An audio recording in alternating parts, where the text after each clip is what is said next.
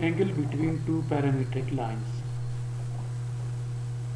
अगर हमारे पास दो पैरामीट्रिक लाइंस हों students, let L1 and L2 are lines whose parametric equations are x equal to x1 plus 1t, y equal to y1 plus b1t and z is equal to z1 plus c1t।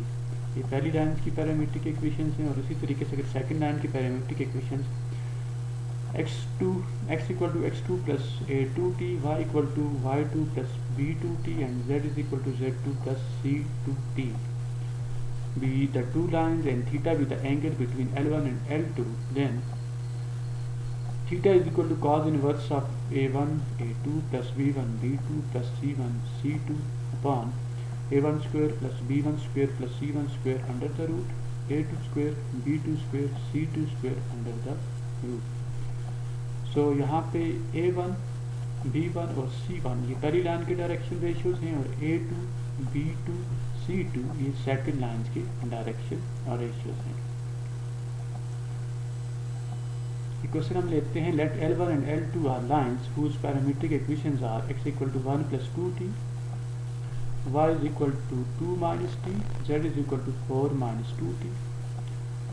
ये पहली line की parametric equations हैं। Second line की parametric equations हैं x is equal to 9 plus t, y is equal to 5 plus 3t and z is equal to minus 4 minus t।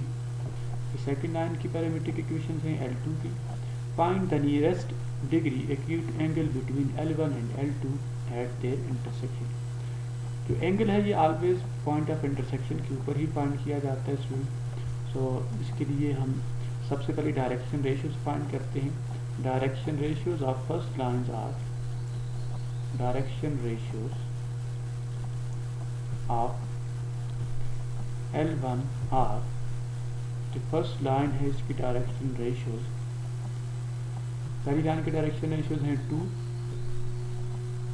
minus 1 minus 2, 2 minus 1 minus 2, 2 minus 1 minus 2। Similarly, direction ratios of second lines are direction ratios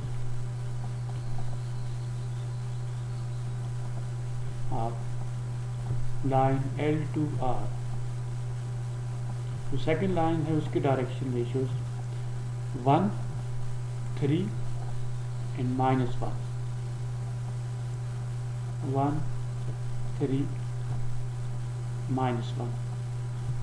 सो ये जो direction ratios हैं student, यहाँ पे ये असल में ये A1 की वैल्यू है, B1 की वैल्यू और ये C1 की वैल्यू है। इसी तरीके से ये A2 होगा और ये B2 की वैल्यू होगी और ये C2 की वैल्यू होगी। Now theta is equal to, अभी जो हमने रिलेशन डिस्कस किया है, theta equal to cos inverse of A1 A2 plus B1 B2 plus C1 C2 upon A1 square B1 square C1 square under the root A2 square B2 square C2 square under the root. यहाँ पे just values हमने put करनी है students.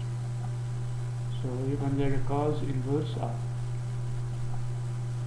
A1 A2, 2 into 1 2 into 1 plus -1 into 3 -1 into 3 B1 B2 की value C1 C2 -2 into -1, ये values हमने दी है। इसी तरीके से डिनोमिनेटर में A1 square B1 square C1 square means कि 2 का स्क्वायर -1 का स्क्वायर प्लस -2 का square under the root A2 square B2 square C2 square. So ये बनेगा 1 स्क्वायर 3 स्क्वायर -1 स्क्वायर 1 स्क्वायर 3 का स्क्वायर माइनस 1 का square. This is equal to cos inverse of 2 minus 3 2 minus 3 plus 2.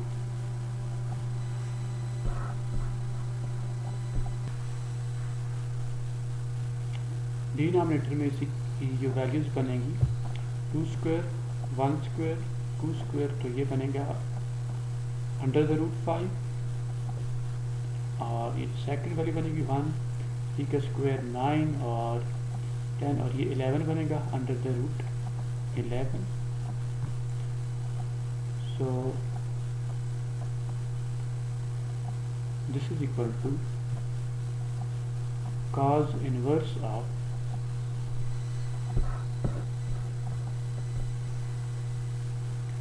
This is equal to 4 minus 3 1 upon under the root 55. और student ये जो angle बनेगा ये approximately 82 degree बन जाएगा. 82 डिग्री, इसको आप कैलकुलेटर से वेरीफाई कर सकते हैं.